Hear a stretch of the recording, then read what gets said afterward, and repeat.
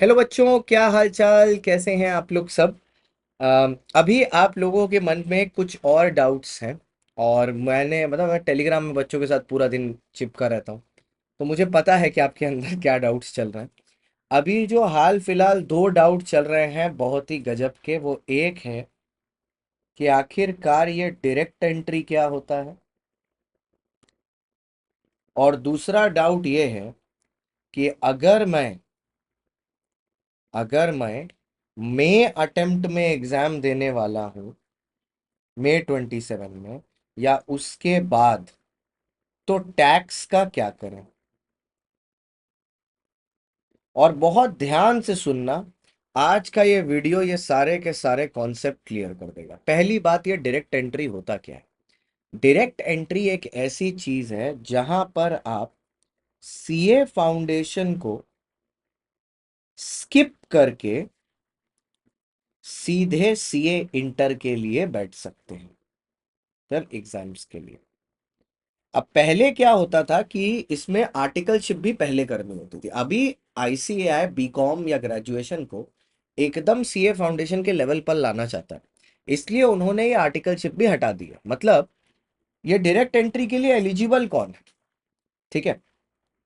एक ऐसा स्टूडेंट जिसका 3 साल का बीकॉम है, 3 इयर्स का बीकॉम या बीबीए या जो भी, अगर बीकॉम है मतलब कॉमर्स ग्रेजुएट, और अगर नॉन कॉमर्स है, तो अगर 3 साल का बीकॉम है तो फोर्थ सेम के रिजल्ट्स के साथ, अगर first second third fourth same सबके एवरेज में 55% है इन केस ऑफ बीकॉम, और 60% है in case of BCA BBA मतलब नॉन बीकॉम कैटेगरी, तो वो प्रोविजनल रजिस्ट्रेशन कर सकता है।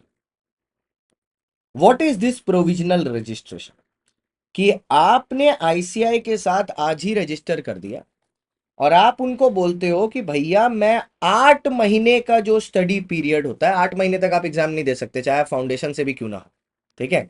8 महीने का जो स्टडी पीरियड है, इस पीरियड के बाद मैं एग्जाम दूंगा। तो आपका जो एग्जाम है इंटर का, वो कब होगा? वो होगा कंप्लीशन ऑफ 8 मंथ्स और फाइनल डिग्री ऑफ बीकॉम। जब आप अपना फाइनल एग्जाम दे दें और उसका रिजल्ट आपके पास आ जाए, या 8 महीने from the date of registration, whichever is later, जो बाद में आ रहा है। मतलब मान लीजिए आपका फाइनल ईयर 4 महीने में ही खत्म हो गया, तो भी आप नहीं दे पाएंगे। आपको 8 महीने तो मैंडेटरी रुकना पड़ेगा, उसके बाद ही आप इसमें एलिजिबल हो पाए। यहीं पर अगर कोई बच्चा 4 ईयर के बीकॉम में है, तो इसका जो लास्ट ईयर होता है ना, वो ऑप्शनल होता है। इसके लिए आप कॉलेज से बॉन्ड ले सकते हो, ठीक है। और इसको आईसीआई के पास ऑप्शनल दिखा के, अगर आपका फोर्थ सेम का रिजल्ट आपके पास है, ठीक है, और उसमें एवरेज 1 2 3 4 सेम के 55% हैं, तो आप प्रोविजनल रजिस्ट्रेशन कर सकते हो। अब ये डायरेक्ट एंट्री करना किसको चाहिए? ये डायरेक्ट एंट्री उसको करना चाहिए जिसने फाउंडेशन में 2 अटेम्प्ट दे दिए, और वो या तो अभी थर्ड सेम स्टार्ट किया है या फोर्थ सेम स्टार्ट किया है। ये उस आदमी को बिल्कुल नहीं करना चाहिए, उस आदमी को बिल्कुल नहीं करना चाहिए जिसने, ध्यान से सुन लो, जो अभी सेकेंड सेम में है, बिल्कुल नहीं। क्योंकि अगर आप थर्ड सेम में हो या आपने फोर्थ सेम चालू किया है, थर्ड सेम में हो, तो मोटा मोटी, ठीक है, आपका जो इंटर का एग्जाम होगा वो होगा third same fourth same fifth sem six same, 24 महीने बाद।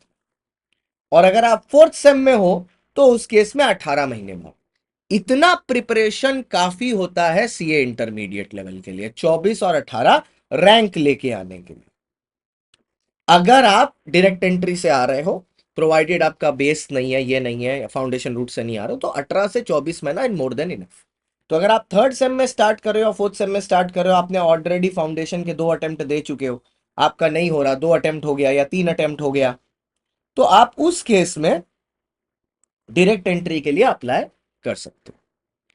अब अगला सवाल जो बच्चों का है, अच्छा यहां पर एक और चीज है, क्या अगर मेरे कोई पेपर बैक पेपर है, बैक पेपर मतलब जिसमें मैं कोई सम में फेल हुआ हूं, क्या तब मैं रजिस्ट्रेशन कर सकता हूं? नहीं सर, रजिस्ट्रेशन आप अभी नहीं कर पाएंगे, लेकिन आप प्रेपरेशन बैच के साथ शुरू कर सकते हैं। जब आपका बैक पेपर क्लियर हो जाए तब रजिस्टर कर लेना। देखो सर, रजिस्ट्रेशन आप कभी भी करो, 8 महीना बाद आपका टर्म आने वाला है। तो मेरा कहना यह है, अगर आप थर्ड सेम में भी हो और आपने सोच लिया डायरेक्ट एंट्री करना है, आप रजिस्ट्रेशन की चाप क्यों ले रहे हो? आप पढ़ाई करना शुरू करो। ठीक है, आप दो दो सब्जेक्ट करके पढ़ाई करना शुरू करो। टैक्स हमेशा आखिरी में करना, क्योंकि उसमें चेंजेस होते हैं। आप दो दो सब्जेक्ट लेके करना शुरू करो।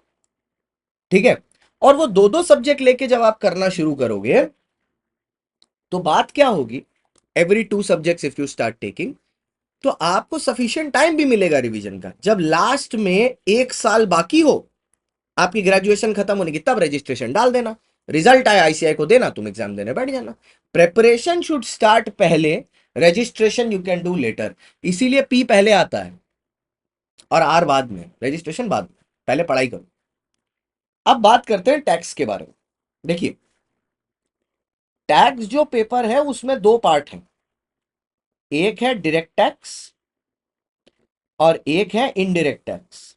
अब मेरी बात सुनिएगा ध्यान से, जो न्यू फिनेंस एक्ट आने वाला है वो डायरेक्ट टैक्स को चेंज करेगा मई 27 ऑनवर्ड्स, इनडायरेक्ट को नहीं मेरे भाई। तो अभी जो बैचेस हमारे प्लेटफॉर्म पर लाइव हैं, मतलब होने वाले हैं, इनकी बात कर रहा हूं। आपको इसमें कैसे पढ़ना है वो समझा रहा हूं, इनकी बात कर रहा हूं 16 और 19 को। इसमें क्या होने वाला है, हमें बच्चे का दर्द समझ में आता है, और हम एट द सेम टाइम ये भी नहीं चाहते। ठीक है, कुछ लोग बोलते हैं, कुछ बैचेस में क्या हो रहा है, बोल रहे हैं टैक्स अगर आपको मई में करना है बाद में करिएगा, जून जुलाई में। आप ये समझो, जून जुलाई तक बच्चा खाली 2 या 3 सब्जेक्ट पढ़ रहा है, फिर अचानक से जून जुलाई तक, तब जो पूरा फ्रस्ट्रेटेड हो चुका है, मार्च अप्रैल मई और जून पढ़ के, तुम अचानक से टैक्स जैसा सब्जेक्ट लाते हो, डायरेक्ट इनडायरेक्ट दोनों, जिसको कंप्लीट करने में 4 महीने और लगते हैं। बच्चा मेंटली डिस्टर्ब हो जाएगा। इसके हम लोग इसको क्या करते हैं, देखो, हम लोग टैक्स को 2 सब्जेक्ट जैसा ट्रीट करते हैं अपने बैच में। यस, सुबह हमारी क्लास होती है अकाउंट्स की 7:30 to 9:30, उसके बाद होती है लॉ की 9:45 to 11:45, फिर होती है डीटी की, डायरेक्ट टैक्स की 12:15 से 2:15, और फिर होती है आईडीटी की 2:30 से 4:15।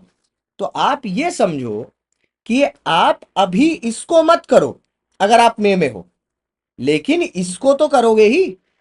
आईडीटी आपका 1.5 महीना में खत्म हो जाएगा, उसके तक जून का बैच आ जाएगा, उस बैच में आप डीटी कर लेना। ऐसे आपके दिन में 3 सब्जेक्ट भी चलते रहेंगे, आपको कंटेंट भी मिलता रहेगा और लास्ट में प्रेशर भी नहीं आएगा।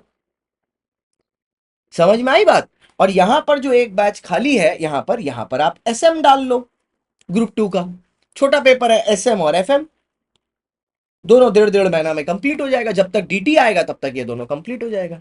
इसे कहते हैं प्लानिंग। लेकिन अगर आप डीटी आईडीटी दोनों छोड़ दोगे ना, कि मैं भैया लास्ट में जाके इनडायरेक्ट टैक्स मई या जून में करूंगा, तो आप गड्ढा खोद दोगे अपना। क्योंकि जून में जब वो शुरू होगा, टैक्स लेगा 4 महीना।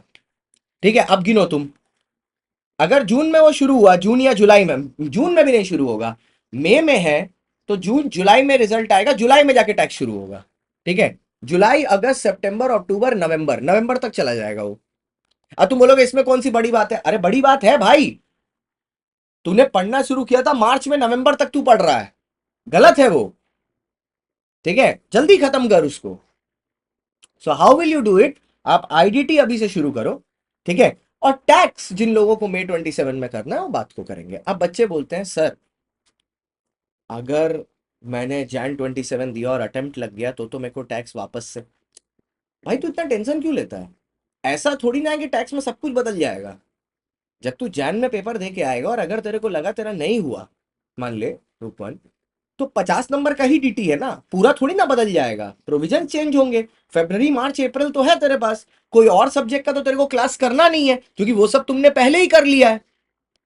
क्योंकि इस पीरियड के दौरान 7 से 8 महीना में आपके सारे सब्जेक्ट खत्म हो गए, तुम 3 महीना वापस टैक्स का अमेंडमेंट कर लेना। ठीक है, क्लास लगा लेना टैक्स की, क्या फर्क पड़ता है, अमेंडमेंट कर लेना। ऐसा थोड़ी ना कि 1+1 अमेंडमेंट होने के बाद 12 हो जाएगा 3 की जगह।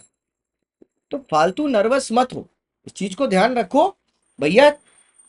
सीएसजी प्रीमियम क्लब में अब सिर्फ 60 सीटें बची हैं, 60 ओनली। ठीक है, सिर्फ 60 सीटें बची हैं, दैट्स इट।